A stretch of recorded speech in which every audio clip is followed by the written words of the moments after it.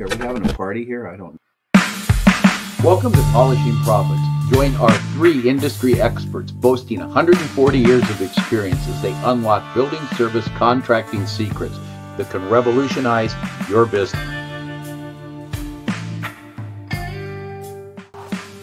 Hey, Mark Anderson here with Polishing Profits.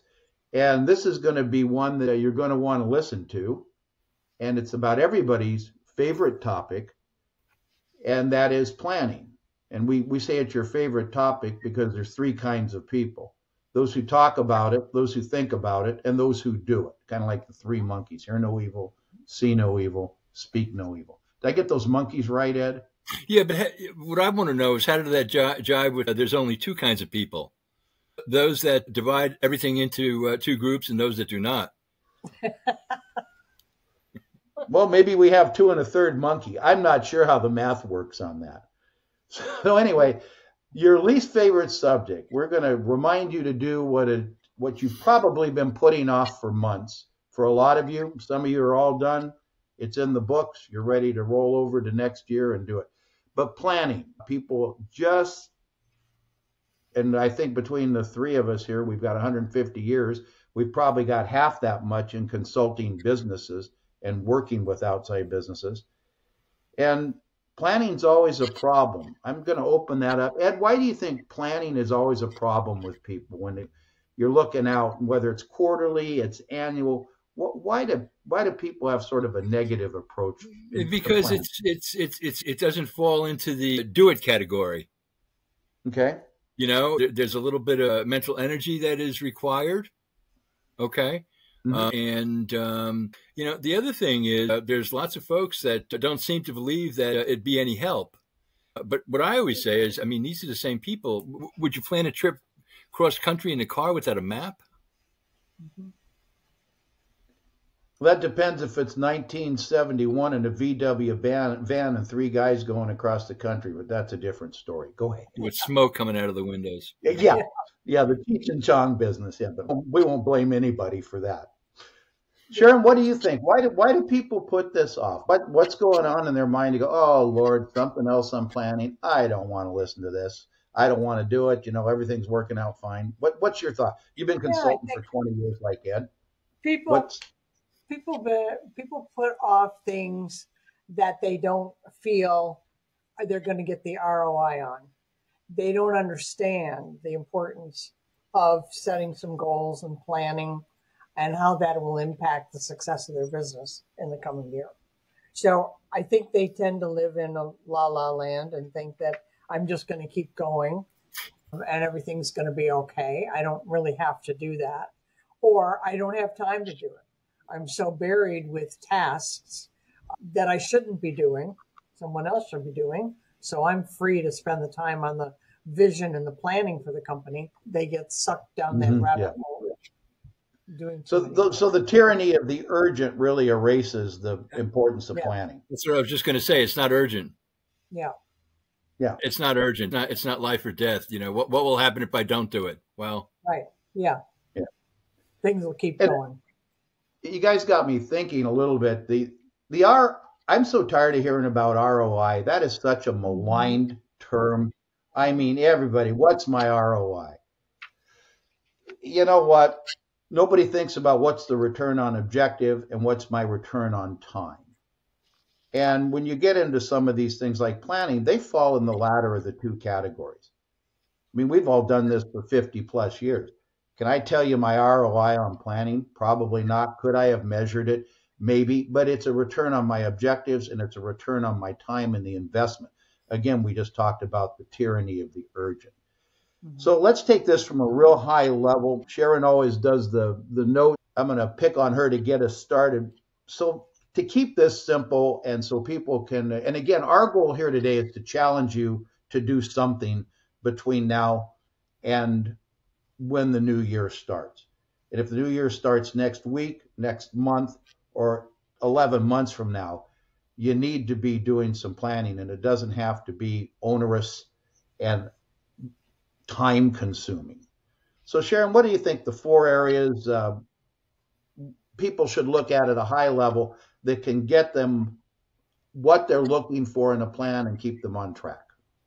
Well, there are four key areas that will drive the success of your business and drive the profit and that you want to look at, and you want to review where you've been first, and then you want to take a look at where you want to go. And for some people, if I can just throw this in before I talk about the four, for some people, planning in short segments works better for them. So they may do a 90-day plan. And then as they're getting midway through that, they may do the next 90. That's not ideal. Ideally, you want to do the whole year. But if it's a choice between doing nothing and doing a 90-day, do something. So we look at the four areas that are key, and those would start with revenue. We talk about your sales and your income, your revenue income for the year. And then we look at your client acquisition and satisfaction. How much retention do you have of clients? And how are you getting the clients? What needs improvement in that area? Then we look at employee issues, employee retention, employee recruiting, employee training, anything that has to do with HR. That's another key segment of the four. And then finally, marketing, advertising, and your market share. Where are you falling in relation to the share of the market that you are working with? How is your marketing budget? How is what percentage of your revenue is spent on marketing and advertising? Is it enough?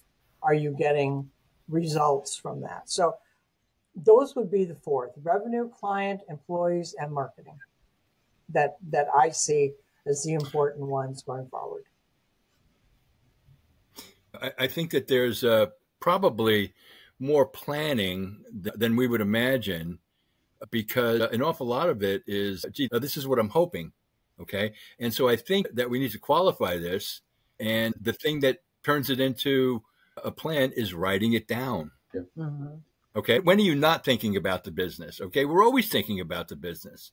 Okay. The question is there a written document that you can refer back to that team members can look at and come to agreement, or find out that it's, look, this is a pipe dream and it's going to be impossible. Not going to happen. We're only going to hire great people this year. Yeah.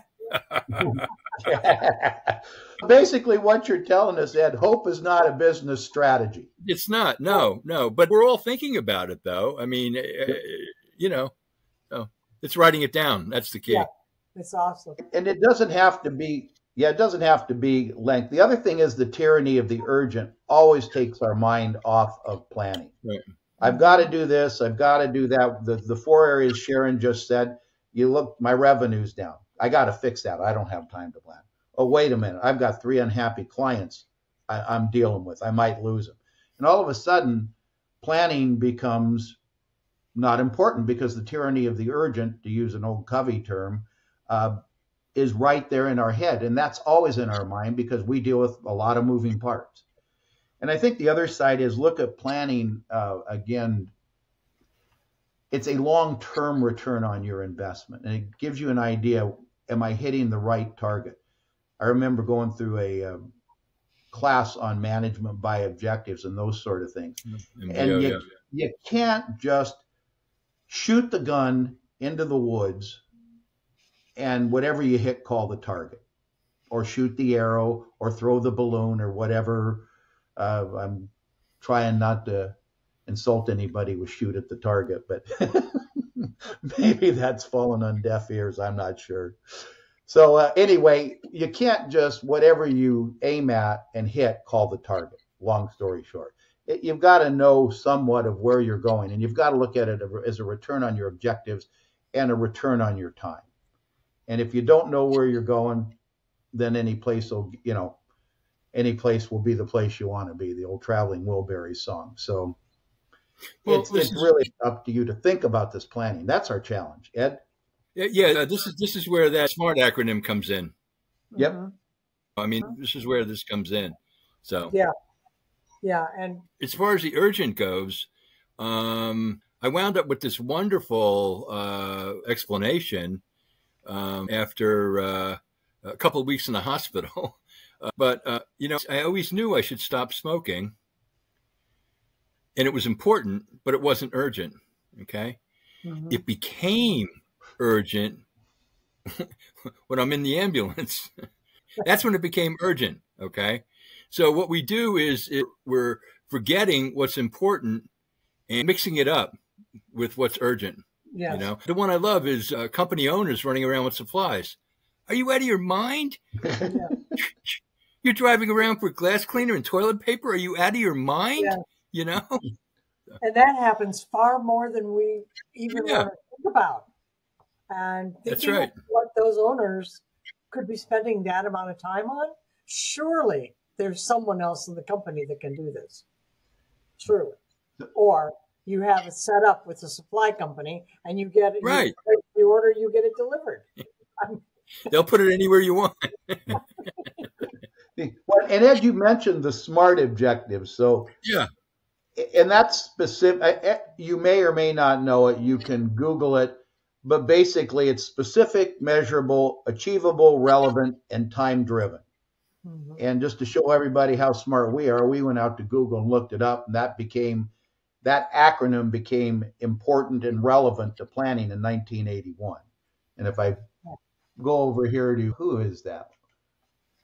I got to cheat. I'll use Google. I can't remember the name. I'm getting old. Well, maybe not. George T. Doran in November 1981 in Management Review came up with that. Yeah. For those who want to know, that's one of the best things you can actually go and do. Google the one-page plan. I mean, we have so many resources now. Planning Made Easy. I mean, there's a ton of titles you can look at. And we're here to encourage you, if you haven't done it, to do it. Put it top of mind, blank out the urgency, and heck, if you even only look at the next 90 days, look at that much. There's a lot of planning. There's the 12-week plan, which basically 12 weeks is done as a year. You've got EOS has a planning system, where you look at boulders, rocks, pebbles, and how you work around things. There's all kinds of information. But I think simply, Sharon alluded to it, Ed did too. Take a piece of paper. This is simple. And I think, Ed, way back in the day, you and I wrote a plan for this somewhere. Yeah, we did. Where am I? How did I get here? Where am I going? And how do I do that? Boy, that sounds like coming out of a bar late at night. Where am I? No, that's where's my car, but that's a whole nother subject. Now you just call an Uber. In our day, we had to figure out how to get home ourselves. That's right. But I think the other piece of that is, what's going to get in your way? The plan you wrote. What are the obstacles that are going to get in my way, and how do I remove those obstacles for the goals you're setting? But it's that simple. Just take a look at where you are, take a look at where you want to go, take a look at how to get there, and as Sharon said, then what are the obstacles? It really is. That is the essence of planning. Now, the bigger you are, the more moving parts, the more difficult it gets, the more you've delegated out, gets more complicated because there's other people doing what you would normally be doing. But all that aside, the problem is that simple. The problem of planning can be solved that simply. Excuse me. That's really where I was going with that. Mm-hmm. And the other three things that you want to look at is, in that context, is what do I stop doing that isn't providing value? What should I start doing that provides value? And this is in light of those four metrics: revenue, client satisfaction, employee satisfaction, and our marketing. So you have to look at those in those lights. And what should I continue to do? So we're back to what's working, what do I need to put in place, and what do I need to get rid of? Boom. You can do that very quickly. And I think Ed had said it in our last reel. Ed mentioned, how many of you go on vacation and don't have a plan? If you're going to another city, do you turn on GPS to find the roads? Well, no, you wouldn't think of it because you'll be late. You won't get where you're going. Imagine the hotel you wind up in too. Yeah. Now, we all have some stories about that. Ooh, wow. Man, I should have planned this out better. But if you what do you mean you don't have water? So if you'll turn on the GPS to get to somewhere, whether it's in your town or you're out of town, and you need directions to get there, how much more important is it for the business that you're thinking about all the time? Mm-hmm. And again, you don't have to make work of this. I think a lot of people look at this and go, too much work. There's no return on my time or objective. We say there is, and really the challenge here is if you haven't done it, sit down and do it. If you're looking to do it, you know, you can find any of us. We're happy to take a call. We're happy to talk to you and help you in any way, you know, that we can to get you to the point that you've got some specific objectives. You know what the target is, and you know how you're going to achieve what it is you want to get done. One thing on the planning stage I've seen a number of times is without any analysis, a plan becomes a wish. Right. Okay. We're not going to go from $500,000 to $5 million this year. It's just not going to happen. It's unrealistic. Right. Okay. So it has to be down to earth, and it has to be based on a little bit of analysis. I mean, if you're in a farm community and there's not a lot of buildings there, it's going to be awful hard to get to $5 million, no matter how hard you wish it. Okay. No matter how hard. And this borders on what I call, and what I loathe is voodoo and magic. Okay. Well, don't leave us hanging. Well, no, I mean, that's what it is. You know, I mean, if it's a wish, you know, and you're hoping it's going to materialize, you are going to be disappointed. So there needs to be some sort of an analysis. I think all of the things that we've talked about doing, all of this is content for weekly. If you don't do them weekly, then however often you have meetings with your management staff, and this is the time to review your goals and see where you are, monitor your progress, and use the stoplight method. What are you going to stop? What are you going to turn green to keep on moving forward with? And what are you going to throw out altogether? So these things can all be good, solid material to build your management team and to have you all working towards the same goal. So using it in weekly meetings, minimum quarterly meetings to review where you are and how the progress is going. Great point. It's not just a once a year thing. You have to have follow-up meetings to measure. And again, all this information is available in other places, but we're encouraging you to think about the process and get busy with it. And I think to Ed's point, Sharon, and to that point, the SMART, specific, measurable, achievable, relevant, and time-driven. Probably the two most important things in there to get started. Is it achievable and is it relevant? If you're sitting at $500,000 and you say you're going to be $2 million next year and you don't have any bids out, you don't have anything going for you, change your goal. For crying out loud, look at what you did this year. What have I done? What do I want to do? How do I get there? And you're not going to go, you might get lucky. I'm not going to say you're not. Everybody wants to argue anymore. Well, you know, this could, yeah, great, you know, and the sky could fall tomorrow. Make it achievable and make it relevant. And achievable and relevant is based on what you've done the year prior, based on the staff that you have, and based on your sales and marketing activity starting the next period. It's really that simple. You're not going to add $5 million worth of business if you've got $1 million worth of bids out. It just isn't going to happen. One, nobody's going to be talking to you if you're not big enough to do that. So keep it achievable and relevant. And I think, you know, in all the years we've all done this, my perspective is things don't get done because they're neither achievable and relevant. I was talking to a company the other day. They were going to double. And I said, have you doubled in the last 3 years? No. Pardon my French. The answer was, well, then what in the hell are you going to do different in the next period, when it was a 12-month period, that you haven't done in the last 3 years? I can't see it. Change the goal. Well, we can't. That's what the owner wants. Well, it's the Jiminy Cricket strategy. Jiminy Cricket. Remember Jiminy Cricket? When I wish upon a star? Yeah. Yeah. All right. So that's just some thoughts about planning. Again, there's a plethora of information. We're going to have some information that can be collected coming out in the new year coming up. So you can look for those things. But my gosh, Google it or Chat GPT it, and you'll have more than you know what to do with. Everybody here, we all do those things. So I think with that said, we're going to close the episode. You can find us on Spotify, YouTube, Amazon. What am I missing? Apple Music, wherever fine podcasts are found. Wasn't there a commercial? You can find it wherever fine things or automobiles are sold, whatever. Anyway, we are out there on all the channels. If you have questions, post them if you happen to be watching this at one of our channels.